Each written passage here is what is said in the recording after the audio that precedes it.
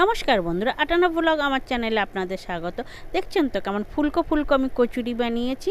তবে শক্ত নয়, খাস্তা কচুরির মতন, এটা সফট, এটা লুচির মতন বানিয়েছি আমি চিকেন কচুরি। চিকেন কচুরি বানানোর জন্য এখানে আমি নিয়েছি 300 গ্রাম বোনলেস চিকেন।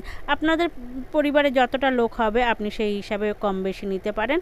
একটা পাত্রে জল দিয়েছি অল্প করে, তার মধ্যে লবণ হলুদ দিয়ে না চিকেনগুলোকে আমি হালকা করে একটা সিদ্ধ করে নিচ্ছি।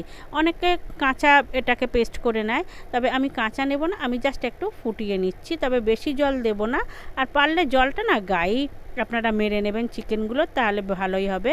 তো এই চিকেনগুলোকে না আমি গায়ে জলটা মেরে নিয়ে একটা মিক্সিতে ঘুরিয়ে নিচ্ছি। এটাকে কিন্তু গুঁড়ো গুঁড়ো টাইপ হবে, পেস্ট হবে না।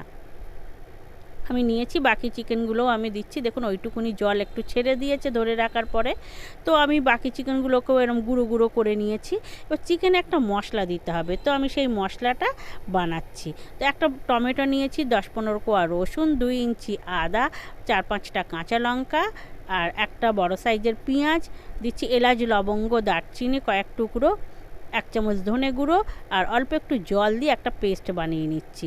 এই পেস্টটা আমি এই মানে চিকেনটা কষবো, তার জন্য কড়াইতে দিয়ে দিয়েছি তেল, দিয়ে দুটো মাঝারি সাইজের পেঁয়াজ চৌকো চৌকো করে কেটে নিয়েছি।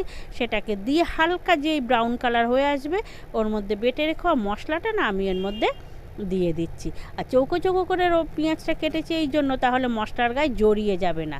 দিচ্ছি পরিমাণ মতন লবণ, হলুদ আর লঙ্কার গুঁড়ো দিয়ে এটাকে কষিয়ে নিচ্ছি।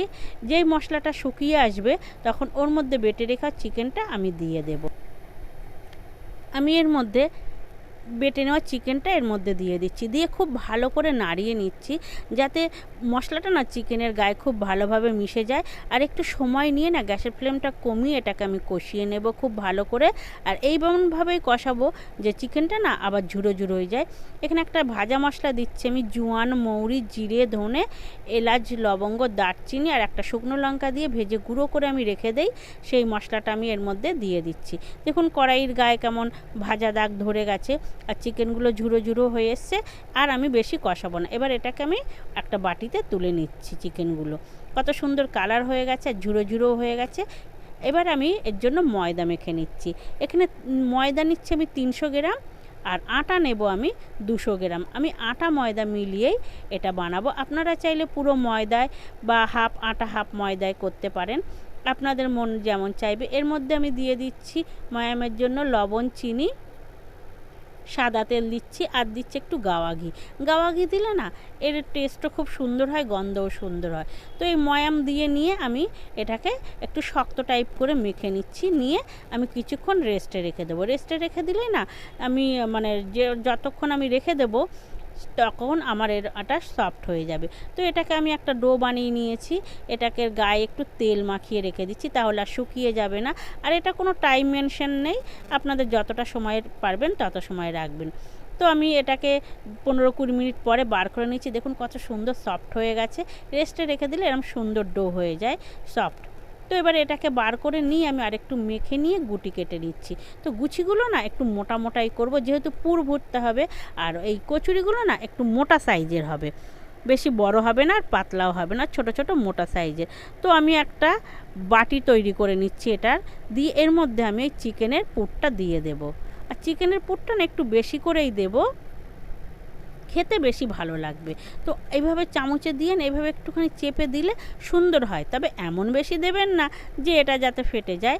একটু ঠিক করে মানে একটু বেশি করে পুরটা দিয়ে এরম টেনে টেনে যদি মুখটা আটকে দিই না, তাহলে সুবিধেই হবে। আর এটা বেশি প্রেশার দিয়ে না বেলা যাবে না, এটাকে একটু হালকা প্রেশার দিয়েই বেলে নিতে হবে। এটা ছোট ছোট থাকবে তো অসুবিধা হবে না। তো এইভাবে পুর ভরে নিয়ে না আমি বেশ কয়েকটা রেখে দিচ্ছি। এবারে এটাকে আপনারাও এইভাবে পুরটা ভরে নেবেন, আর একটু মোটা মোটাই রাখবেন। তো আমি কয়েকটা বেলে নিয়ে পুর ভরে নিয়েছি, নিয়ে এর গায়ে না একটু তেল দিয়ে দিয়েছি, তাহলে গাটা শোকাবেও না, বেশ ভালো থাকবে সফট। তো ঠিক এইভাবে হালকা প্রেশার দিয়ে না এরকম গোল গোল করে বেলে নিতে হবে, আর একটু মোটা সাইজে রাখতে হবে। এটা ফাটে না খুব সহজে, যেহেতু চিকেনগুলো তো পেস্ট করা। আর কড়াইতে তেল বসিয়ে দিয়েছি গরমে, কিন্তু তেলটা না আমার লুচির মতন অত হিট দিলে হবে না, তার থেকে একটু কমে এটা দিয়ে না বেশ আস্তে আস্তে একটু টাইম মেনশন করে না ভাজতে হবে। কোনো সময় গ্যাসের ফ্লেমটা কম, কোনো সময় বেশি, এইভাবে করে দিয়ে না এটাকে বেশ উল্টে পাল্টে ভেজে নিতে হবে। তাহলে ভিতরের পুরটাও না বেশ ভালোভাবে সিদ্ধ হয়ে যাবে, কচুরিটাও বেশ ভালো ফুলবে, খাস্তা হবে, সুন্দর হবে। তবে বন্ধুরা এইভাবে আপনারা বাড়িতে চিকেন কচুরি বানাবেন, কম বেশি আপনাদের মতন করে নিয়ে আপনারা বানাবেন। চিকেন কচুরি করতে খুব বেশি সময় লাগে না, আর খেতেও কিন্তু খুব টেস্ট হয়। এটা তরকারি লাগে না, চায়ের সঙ্গেই হয়ে যায়।